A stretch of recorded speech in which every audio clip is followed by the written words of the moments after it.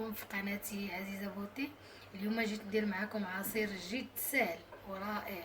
عندنا ليه كنحتاجو واحد فاني ونص لتر د الحليب وحامضه معصره غنعصروها، واحد الفرماجه مثلثه، وعندنا دانون ديال الفاني وشي 2 معالق على حسب الذوق ديال الحلاوه، 2 معالق ولا 3 ديال السنيده.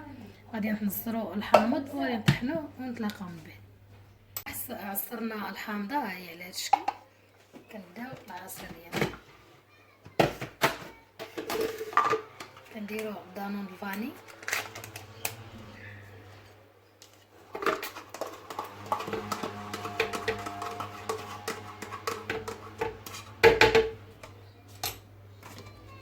نبدو بقى فيه شوي، نديرو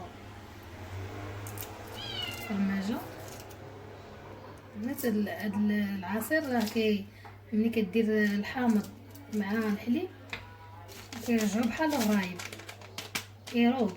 كديرو في الثلاجه في طويسات، ماشي تخليوه في الكاس. نديرو الفاني ونخوي ونديرو السنيده على حسب الذوق ديال الحلاوه، كل واحد شنو كيبغي.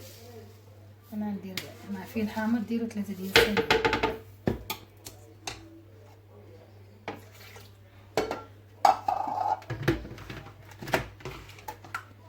حنا كنطحنو حنا كنبغيو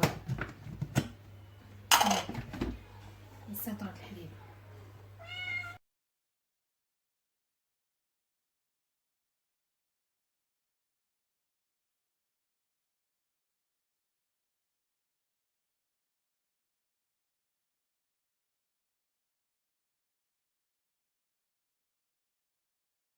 عصرناه هكا كيجي خاتر كما كتشوفوا،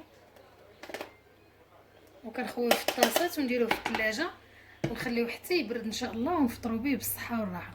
ومن بعد نوريكم كيفاش طلع، واللي بغى يزينو بشي حاجه يزينو. انايا غادي نوريكم التزيين اللي عندي اللي من بعد.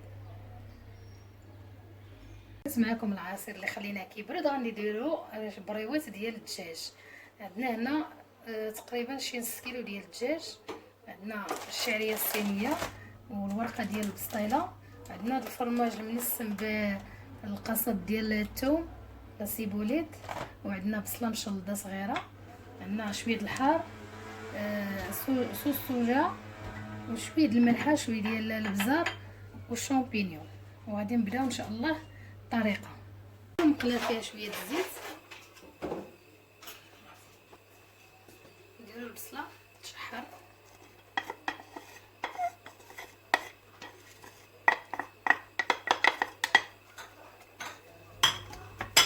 نديرو شويه الملح كافي، شويه البزار. البنات ما تقلوش الملح، الا كنتو غديروا الصوصونه. لا ما درتوش راه ماشي مشكل، اللي ما عندوش عادي، هو والجبن ماشي ضروري. نخليوها حتى تشحر مزيان. شحرات البصله ندير معاها ريفات ديال الدجاج باش يطيبوا. حنا درنا الماء هنايا يطيب باش نديرو فيه الشعريه الصينيه، ونعاود نرجع معاكم. نديرو فيه الشعريه الصينيه اللي عملنا،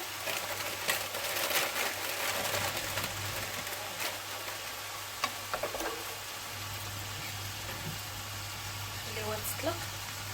غير يغلى الماء ديرها فيها شويه وتحيديها، ماشي بزاف. معلقه ديال الصوص الصوجا، نزيدو الحار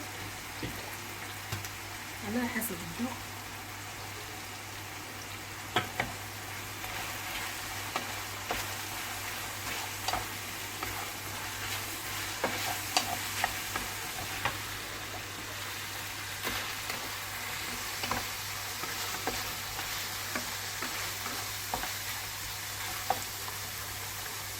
القاس غنحيدوها نديروها مع الدجاج.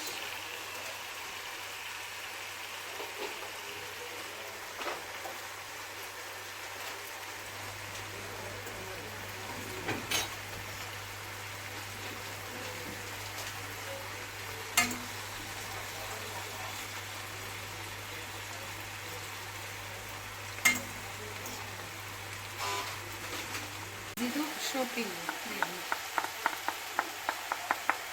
نخليوها تنسجم مع بعضياتها. من بعد طابت الحشوه ديالنا نزيدو فيها معلقه ديال الفرماج، معلقه كبيره، نخلطوهم مع الحشوه.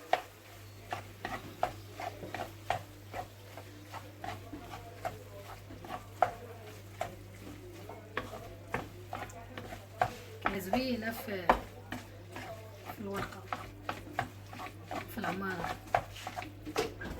قلت لكم في الاول غادي ندير بريوه، ما درتش بريوه، درت سيجار، لان البريوه هذه الورقه اللي عندي ماشي اللي كنشريوه في المغرب، كتكون ديال الكيلو، كتقطعها كيما بغيتي. عندي مربعه ما ساعدتنيش في البريوه ديال المالح، خاصها تجي كبيره. هذه كتجي صغيره، ما درتهاش بها، درت غير السيجار. هانتوما كما كتشوفوا غادي ندير لكم الطريقه اللي خدمت بها انايا.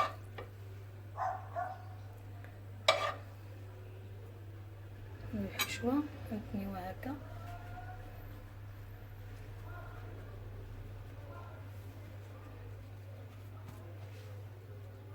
زهيرة ودينا شي شوي، تعطينا السيجار نلصقوه شويه من هنايا على هاد الطريقه، ونكمل ان شاء الله تشوفوا معايا النتيجه النهائيه.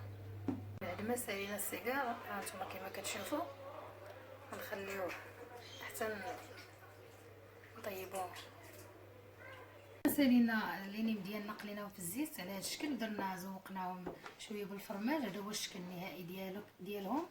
وهذا العصير اللي وجدناه من قبل، انا درت ليه لي سيجار ديال الشوكولا، وانتم بغيتو تزوقوه على الطريقه ديالكم على حسب المستطاع كل واحد. وبصحه والراحه، وكنتمنى يعجبكم الفيديو ديالي وتبارطاجيوه مع صحاباتكم وديروا لايك.